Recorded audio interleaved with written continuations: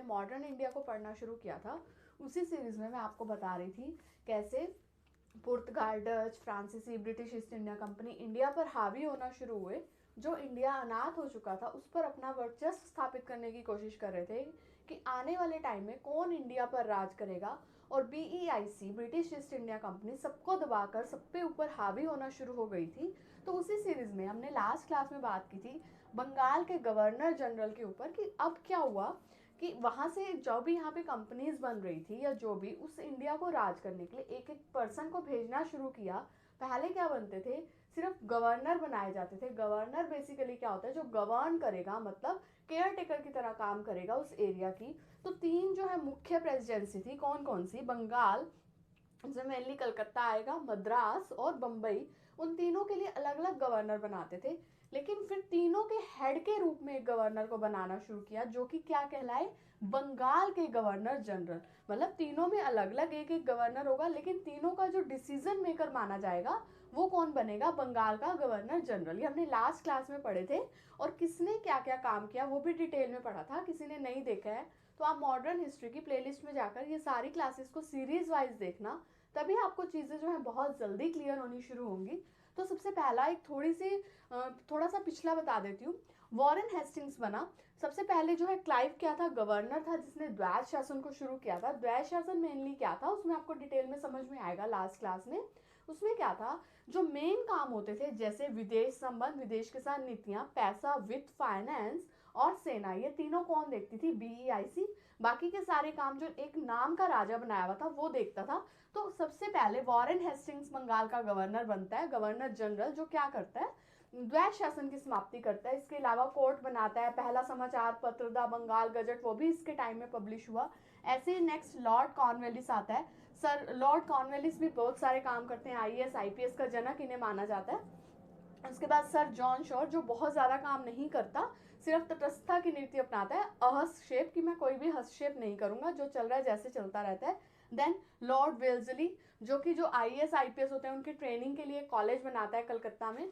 ऐसे ही sir George बॉर्लो, जिसके time में मैंने आपको बताया था वेल्लोर विद्रोह हुआ था, सेना ने किया था, जो कि माथे पर वो ब्राह्मण लोग लाइन्स और वो बालियां वगैरह पहन लेते थे, उससे रिलेटेड था। उसके बाद लॉर्ड मिंटो, बहुत ज़्यादा खास काम इनके टाइम में नहीं हुए। लॉर्ड हेस्टिंग्स, लॉर्ड एम्सहर्स्ट, इन्होंने क्या किया, सिर्फ और सिर्फ अपनी प्रॉपर्टी को बढ़ाने का काम किया। उन 3 एरिया से लेकर उस प्रॉपर्टी को बहुत ज़्यादा इंक्रीज करते रहे। अब मैं आपको डिटेल में बताऊंगी। सबसे पहले हमने गवर्नर पढ़े जो कि अलग अलग थे, इसे ध्यान से सुनना क्योंकि ये चीज़ें डायरेक्ट आपको किसी भी बुक में से याद नहीं होने वाली, इसे आपको बहुत बार सुनना पड़ेगा, तब चीज़ें दिमाग में सेट होनी शुरू होंगी। तो सबसे पहले मैंने आपको गवर्नर पढ़ाए, जिसमें जो अलग अलग एरिया के अलग अलग गवर्नर बनते थे, जैसे कलकत्ता का अलग बनता था, मद्रास का अलग, बम्बई का अलग। फिर इन तीनों को मिलाकर क्या बनाए गए, बंगाल के गवर्नर जनरल।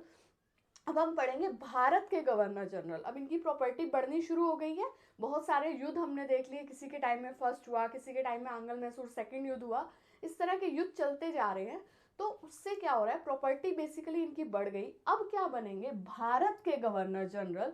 उसके बाद हम पढ़ेंगे भारत के वायसराय, जो बनेंगे 1857 की क्रांति के बाद। तो उम्मीद है आपको इतना समझ में आ रहा होगा। अभी तक हमने पढ़े हैं बंगाल के गवर्नर जनरल, अब मैं आपको पढ़ाऊंगी भारत के गवर्नर जनरल, उन्होंने क्या क्या काम किया।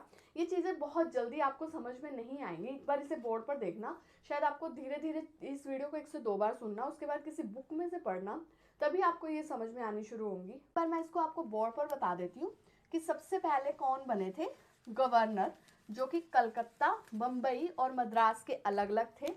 गवर्नर जिसे हम कहेंगे जो कि गवर्न करेंगे अपनी अपनी सिटी को। उसके बाद कौन बने, बंगाल के गवर्नर जनरल, जो कि कलकत्ता, मद्रास और बम्बई, तीनों को मिलाकर एक गवर्नर बनाया गया जो कि डिसीजन मेकर का काम करता था। वो क्या बने, बंगाल के गवर्नर जनरल, जो कि हमने लास्ट क्लास में पढ़े थे। अब हम पढ़ेंगे भारत के गवर्नर जनरल, भारत के गवर्नर जनरल, क्योंकि अब क्या हो रहा है, प्रॉपर्टी बढ़नी शुरू हो गई है तो पूरे भारत पर उनका राज हो गया, तो भारत के गवर्नर जनरल बनने शुरू होंगे।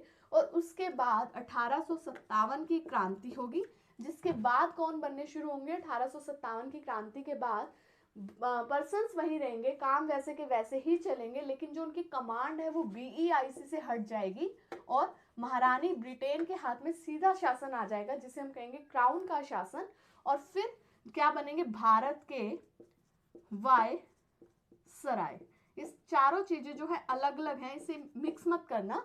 सबसे पहले बने गवर्नर, उसके बाद बनते हैं बंगाल के गवर्नर जनरल, फिर बनेंगे भारत के गवर्नर जनरल, और फिर कौन आएंगे, भारत के वायसराय। तो हमने बंगाल के गवर्नर जनरल डिटेल में पढ़ लिए, मैंने आपको लास्ट क्लास में उनके सारे काम जो भी थे वो डिटेल में बताए थे।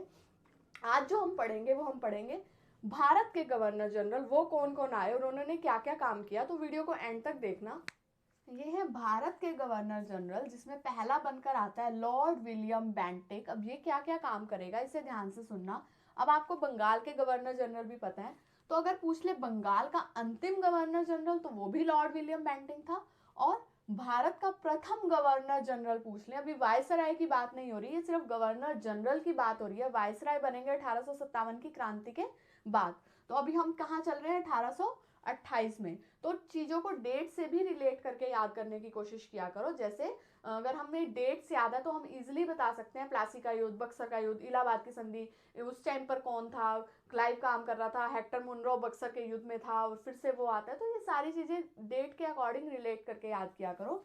तो लॉर्ड विलियम बेंटिक जो कि बंगाल का अंतिम गवर्नर जनरल बनता है, अब काम क्या क्या करेगा ये इसे ध्यान से सुनना। सबसे पहले सती प्रथा पर रोक कौन लगाता है। अब इसी टाइम पर राजा राम मोहन राय भी एक्टिव थे, जो कि एक इंडियन थे। वो इनकी हेल्प कर रहे हैं और इंडियंस को भी सिखा रहे हैं कि कैसे हमें इनके अकॉर्डिंग भी चलना चाहिए। जरूरत के अनुसार इंसान को बदलना पड़ता है। उस टाइम पर हमें कुछ ज़रूरतें थी कि हमें पढ़ने की ज़रूरत पड़ी, अपने दिमाग को और एक्सप्लोर करने की ज़रूरत पड़ी, सती प्रथा को बैन करने की ज़रूरत थी। तो तब तक कोर्ट का निर्माण हो चुका था। तो इसे क्या है, कानूनन अपराध कर दिया। जो भी सती करता पाया गया उसे कानून सजा देगा। तो सती प्रथा पर रोक किसके टाइम में लगी, लॉर्ड विलियम बेंटिक के टाइम में। नेक्स्ट 1835 में कलकत्ता मेडिकल कॉलेज की स्थापना भी किसके टाइम में होती है, लॉर्ड विलियम बेंटिक के टाइम में।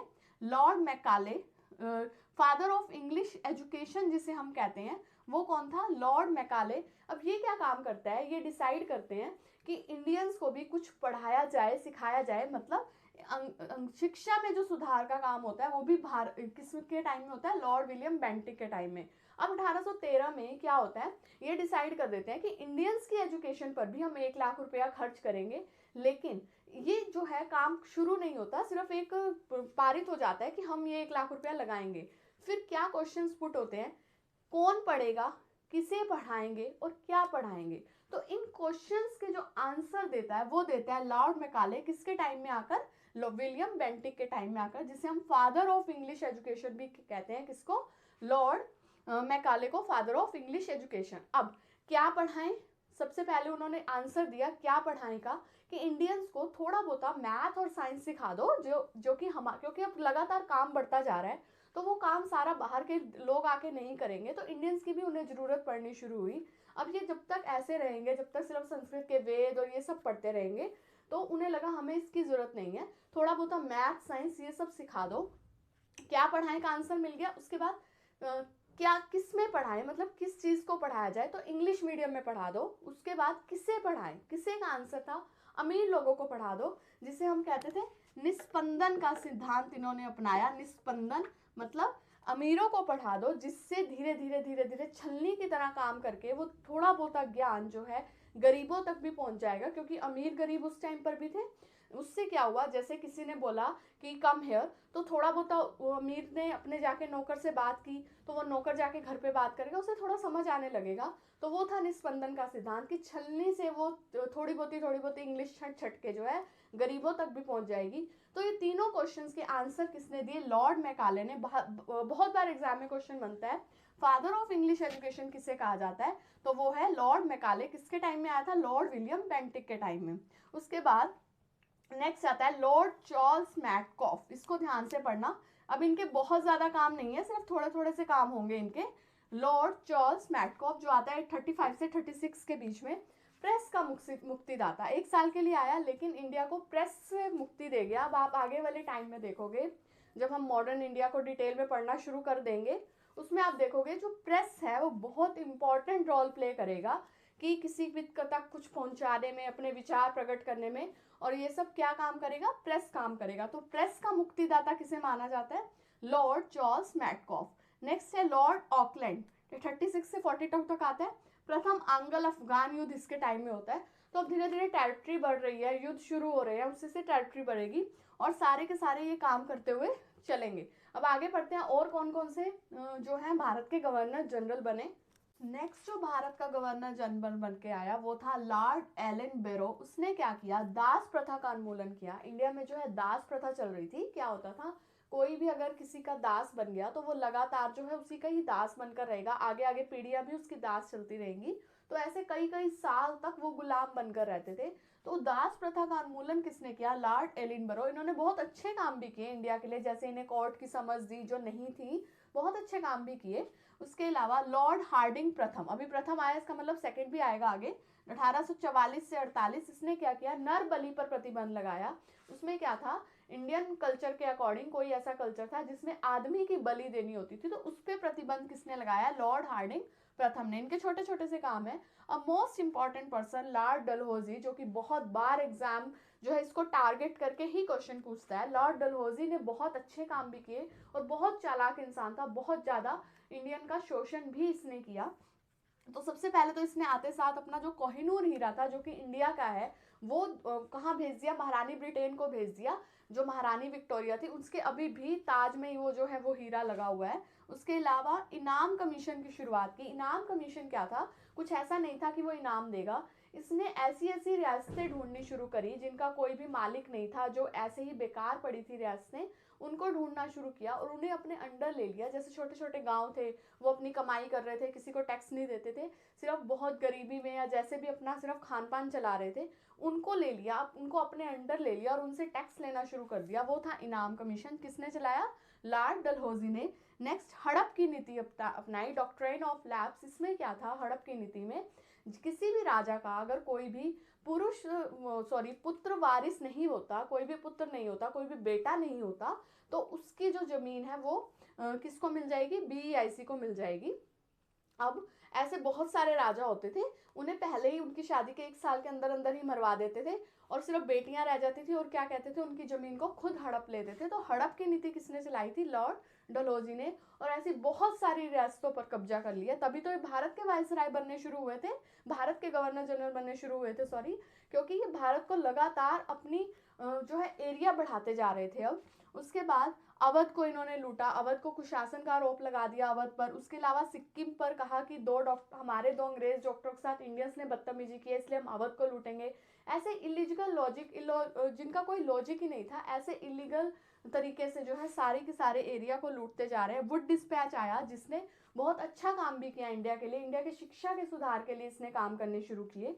देन रेलवे, जो रेलवे लाइन बिछाई गई पहली, बहुत बार एग्जाम में आता है, 16 अप्रैल 1853 को लॉर्ड डलहौजी के टाइम में पहली रेलवे लाइन बिछती है मुंबई से थाने, जिसकी लंबाई थी 34 किलोमीटर। अब ये अपने फायदे के लिए काम कर रहे हैं। इन्हें पहले घोड़ों पर जाना पड़ता था लड़ने, अब इनका सारा बारूद ये वो सब किस में जाएगा, ट्रेनों में जाएगा। देन पोस्ट ऑफिस, जो आज भी पहले अगर किसी ने देखे हैं पोस्ट की टिकट बनती थी, उसका जो निर्माण कराया था वो भी किसके टाइम में हुआ था, लॉर्ड डलहौजी के टाइम में। देन कलकत्ता से आगरा तक एक बिजली की तार बिछाई गई, वो भी किसके टाइम में हुई, डलहौजी के। रेलवे लाइन भी किसके टाइम में आया, डलहौजी के टाइम में। हड़प की नीति, तो ये सारी चीजें मिक्स मत करना, इन्हें अलग अलग से याद रखना। देन शिमला को अपनी ग्रीष्मकालीन राजधानी भी किसने बनाया है, डलहौजी ने। पहले कलकत्ता राजधानी थी लेकिन गर्मियों में कहाँ चले जाते थे, शिमला। उसके अलावा आईपीएस की शुरुआत तो पहले ही हो गई थी, लेकिन अब क्या करेंगे उसके लिए, जैसे आज एक एग्जाम होता है यूपीएससी का, वैसे ही एक कॉम्पिटिटिव एग्जाम की शुरुआत किसके टाइम में होती है, लॉर्ड डलहौजी के टाइम में। तो ये सारे के सारे कौन थे, भारत के गवर्नर जनरल। अब इसके बाद क्या होगा, 56 के बाद 57 में क्या होगा, 1857 की क्रांति होगी और बीईआईसी का राज खत्म हो जाएगा। और उसके बाद कौन बनने शुरू होंगे, भारत के वायसराय, जिसे हम नेक्स्ट क्लास में पढ़ेंगे। होप आपको ये वीडियो अच्छी लगी होगी। अगर अच्छी लगी है तो मेरी वीडियो को लाइक जरूर करना, साथ ही मेरे चैनल को सब्सक्राइब करके बेल आइकन पर प्रेस कर लेना फॉर लेटेस्ट अपडेट। और इस वीडियो को 1 से 2 बार सुनना, उसके बाद किसी भी बुक में से पढ़ना, आपको सारी चीजें याद मिलेंगी। And thank you so much for watching.